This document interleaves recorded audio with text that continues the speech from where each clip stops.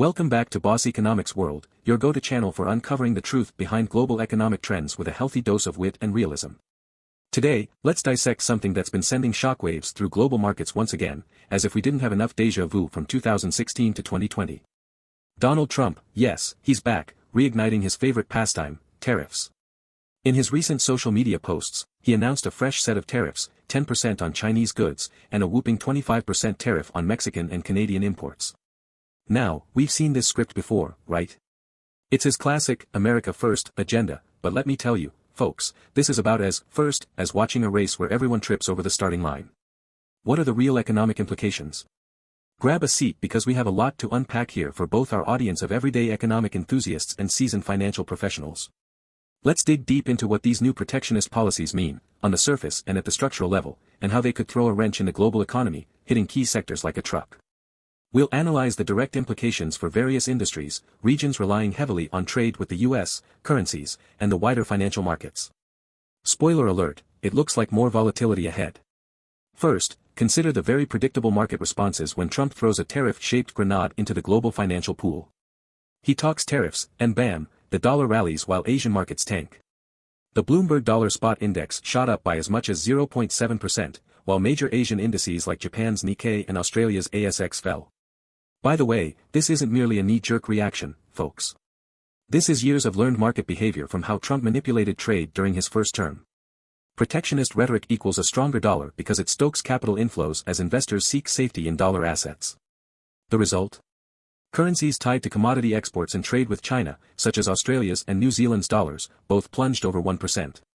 Mexico's peso and the Canadian dollar in freefall. Why does this happen? Here's something for the professionals: tariffs artificially create capital flight from emerging and frontier markets into the US dollar. The logic is simple: with trade restrictions backing up supply chains, uncertainties choke growth expectations for economies reliant on global trade flows, particularly Asian nations that are tightly interwoven with the Chinese economy. When Trump threatened new tariffs, markets instinctively adjusted their positions to account for these globalization fissures. Guys, Carol Kong over at Commonwealth Bank of Australia summed it up well: Trump's threat of even more tariffs will give another leg up to the US dollar. Australia and New Zealand's currencies are proxies for how people feel about China's economy. That's because both nations are deeply tied to the Chinese supply chain, commodities, resources, everything. A growing China pulls up both the Aussie and the Kiwi, but when Trump announced those fresh tariffs, the market did what it always does: punish small, open economies that have skin in China's growth game. Remember, this market reaction is brutally efficient. It doesn't wait for Trump to officially sign anything. Investors start rebalancing their global portfolios preemptively, dumping everything speculative in favor of US fixed income assets like treasuries. That's why you're also seeing the yield on US treasuries climb. Anyone who's not living under a rock remembers Trump's tenure from 2016 to 2020. He must have a tariff punch card hidden somewhere. First China, then Mexico, then Canada, all part of his very unique negotiation strategy. Heck, even Kieran Calder of Union Bancaire Privy couldn't help but say Trump's tactic always seems to be: step 1, punch in the face; step 2, let's negotiate. This is the Trump playbook: heavy-handed threats to gain leverage. The goal is to use tariffs as an instrument of concession. And while it might make for solid electioneering back home, you know the drill: I'm fighting for American jobs. The global consequences are always a predictable story of trade slowdowns, supply chain disruptions, and massive currency market movements. Let's not sugarcoat this, folks. As we saw in his first presidency, Trump's trade war with China slashed global growth projections, trimmed supply chains, and hit the global economy right when it was showing signs of post-financial crisis recovery. Remember the damage tariffs did to manufacturing sectors globally during Trump's first term. By mid-2019, global manufacturing output had plummeted to its lowest level since the depths of the Great Recession. Factories around the world were shutting down or scaling back. By the time Trump touched the 25% tariff marker on Chinese goods, U.S. manufacturers were paying almost $80 billion in tariffs, as reported by the American Action Forum. Let's go beyond the U.S.-China duel for a second. Back in the day, and this is a key warning for 2024 and beyond, tariff hikes didn't just hurt the U.S. or China directly. Think about ripple effects in developing, export-driven countries. Consider Mexico. Trump talks a big game about wanting border security to block illegal immigration and drug flows, but in reality, tariffs will hammer Mexico's production centers like a sledgehammer. Recall that in 2020, right before COVID took attention away from the US-Mexico tariff spats, factories hemorrhaged jobs in consolidated sectors such as electronics, automobiles, and machinery. No amount of nationalist rhetoric can whitewash the fact that tariffs kill global production chains. Next, tally in Canada. North America's economic coordination goes deeper than most people think. Canada is the US's biggest trading partner for crude oil and natural gas. Imposing a 25% tariff on Canadian energy would disrupt the intricate economic dance both nations have fine-tuned for decades. For reference, 2019 trade data from the U.S. Census Bureau indicated that the traded goods flow between the U.S. and Canada just touched nearly $680 billion. With a 25% tariff, the cost of next year's utility bills for anyone living near the Atlantic coast might as well triple. If we consider these tariff threats not as isolated tactics, but as symptoms of a much larger problem, it becomes clear that Trump's multi-front trade skirmishes can irreparably damage the global trade architecture. It's important to connect tariffs with supply chains in a post-COVID world. Ask yourself this: are we actually prepared for a fresh round of supply chain chaos after barely crawling out of the pandemic disruption? Short answer, no. Everyone saw how fragile supply chains are in late 2021 when inflation went rampant, leading to broken links everywhere, from semiconductors to toys. So how exactly does choking trade with China, Mexico, and Canada help create jobs when basic materials aren't even getting into assembly lines? Trump's 10% slap on China will inevitably put pressure on the very industries that need Chinese inputs the most. The folks in Silicon Valley know what I'm talking about. The next time you're wondering why iPhones cost even more than an arm and a leg, blame it on outdated policy moves like these. Let's be clear, tariffs don't just hit manufacturers. They also hit consumer prices. Everyday products that rely on imports, think electronics, sneakers, clothing, will see price hikes. Add these tariffs on top of the post-pandemic inflation surge, and middle-class Americans could reach breaking point.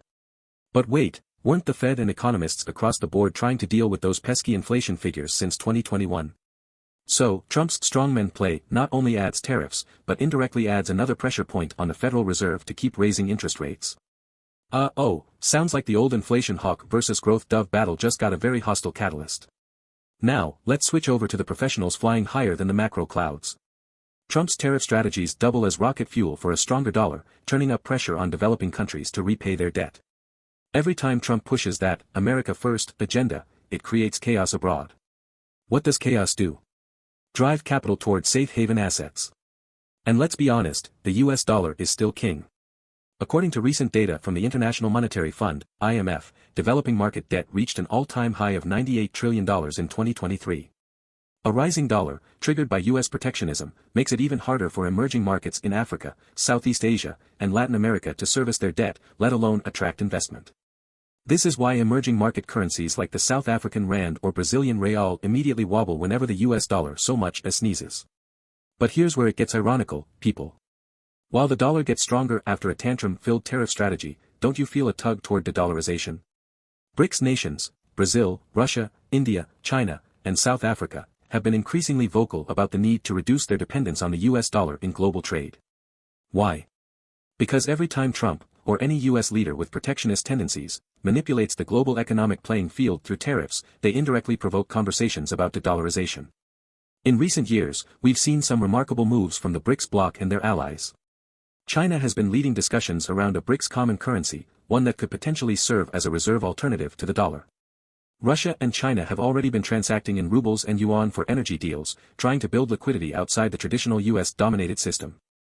In 2023, Saudi Arabia also hinted that it's open to accepting other currencies, especially the Chinese yuan, for its oil exports, which rattled the petrodollar system established decades ago. Similarly, India has ramped up efforts for rupee trade deals with nations like Indonesia and the UAE.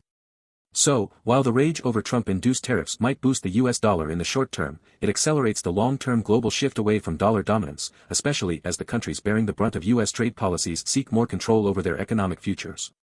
These moves are incremental but emblematic of a larger trend. This brings us to the bigger question: could Trump's policies backfire by weakening the very financial dominance the US relies on? If the rest of the world pivots away from using the dollar for trade, the US might eventually lose its exorbitant privilege, where it can borrow heavily and cheaply because its currency is the global standard. With the return of Trump, we are set to relive the race to the bottom game of trade policies. But for the everyday viewer, it's essential to understand that tariffs are just a small microcosm of a bigger picture. We're talking about policies that don't just intend to hurt foreign economies, they actually damage the global economy at large, with severe blowback on American industries and consumers. It's economic warfare, folks, sometimes against global competitors, sometimes unintentionally self-inflicted. Here's a key example of unintended consequences. Before Trump left office, his steel and aluminum tariffs led to higher input costs for American manufacturers of cars, appliances, and countless other products. U.S. companies like Harley-Davidson, which was once a poster child for American manufacturing, started moving some production overseas to avoid retaliatory tariffs from China and the EU. This exact cycle could easily repeat itself in Trump's next term. The worst part? It's usually American workers who end up absorbing the shock of tariff policy gone wrong. The businesses don't just shrink, they fire workers.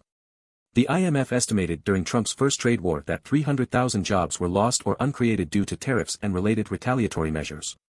If Trump's tariffs target more of Mexico's and Canada's product lines, industries like automobile manufacturing, agriculture, and technology in the U.S. could all see major cutbacks. Mexico alone is a crucial partner in assembling cars and tech products that come right back into the U.S. Look no further than U.S. farmers, the ones who got caught in the middle of the last trade war. Soybeans, pork, and dairy farmers faced near catastrophic losses as China halted imports in retaliation to U.S. tariffs. American farmers had to rely on bailouts and government subsidies just to stay afloat. Trump's government handed out $28 billion in emergency subsidies during his first presidency to mitigate the damage from the tariffs he initiated. Now, as Trump talks tariffs again, does he plan to repeat the cycle? More tariffs, followed by more bailouts to American industries that simply can't compete on their own in a tariff-laden economy? Fact is, you don't win trade wars, you only survive them with bruises at best. Let's take a moment to address Trump's explicit reasoning for these new tariffs. He claims the 10% tariff on Chinese goods and 25% tariffs on products from Mexico and Canada are necessary to curb immigrants and illegal drugs coming from across the southern border. Wait, what? This is one of the most confounding justifications you will ever hear. Are tariffs really the tool to combat migration and drug inflows? First of all, tariffs are aimed at goods, physical products, not people. Clogging up supply chains and inflating the costs of consumer goods in the name of migration control isn't just negligent policymaking, it's ineffectual. How does taxing other countries' products stave off migration? It doesn't. What it does do is damage bilateral trade relationships, resulting in economic ripple effects for both countries. Moreover, Mexico might be a prime target in Trump's rant about migration, but remember, this is the same country from which over $600 billion in trade flows annually into the U.S. Any disruption to that relationship would not just hurt the Mexican economy, it would deeply wound industries and businesses across the U.S., especially in border states like Texas and Arizona. And let's not forget that Mexico is currently the U.S.'s #1 trading partner, outpacing both Canada and China in recent years. The automotive and electronics sectors are highly intertwined, with every car that rolls off the line in Detroit likely containing Mexican-made components. Even the most basic examples of globalization, like supply chains for electronics, automobiles, clothing, and fresh produce, are irreversibly dependent on Mexico. So, what happens when you slap a 25% tariff on everything that comes out of Mexico? You're not just hurting Mexico, you're taxing American production processes themselves. Migrants will still try coming over the border because their motives are rooted in survival, not spreadsheets. The phrase cutting off your nose to spite your face comes to mind here. To sum up, folks, Trump's reignition of tariff talks to serve domestic political ambitions, whether it's immigration control or bringing jobs back, portends several deep issues across the global economy. Yes, we've seen this movie before between 2016 and 2020, but the global economic landscape has changed since then, and the stakes are a lot higher post-COVID and with rising inflation as a backdrop. 1.4 Global markets, Trump's tariffs reinvigorate dollar dominance, but at the cost of stifling global trade growth. Countries dependent on trade with the U.S., like Mexico, Canada, and China, will feel the sting first, but the shockwaves will hit poorer emerging markets who barely survived the pandemic and are already struggling with rising prices for food and energy. 2. For the U.S., a stronger dollar might seem like a good thing, but the effects aren't so rosy when we zoom out. Higher tariffs could lead to rising costs for American consumers, squeezing household budgets as corporations pass increased operational costs onto their customers. Tariffs will also dampen job creation in manufacturing and smother businesses relying on cross-border production chains. So much for creating jobs, right? 3. Global financial stability, the era of using tariffs as a blunt hammer fundamentally threatens the biggest post-World War II achievement, the globalized trade infrastructure. Attacks on this system push countries toward fragmentation. Enter trade blocs, new currencies, and de-dollarization. Trump might not see the end of U.S. dollar hegemony himself, but the seeds he plants with each tariff rant are growing. In the end, Trump's latest tariff strategy may appear as a tough negotiation tactic to some. But as the world learned last time, populist, knee-jerk protectionism is not a ticket to success in an increasingly interconnected world economy. The only question left is how much damage we'll have to endure, again, before cooler, more rational minds prevail. Thanks for tuning in to Boss Economics World, where we cut through the noise and challenge the rhetoric. The world doesn't operate in easy answers, and that's why we're here, arming you with the insights you need to see behind the headlines. Stay sharp, everyone. We'll keep an eye on how these tariffs unfold and what surprises are around the corner in this ever-volatile economic landscape.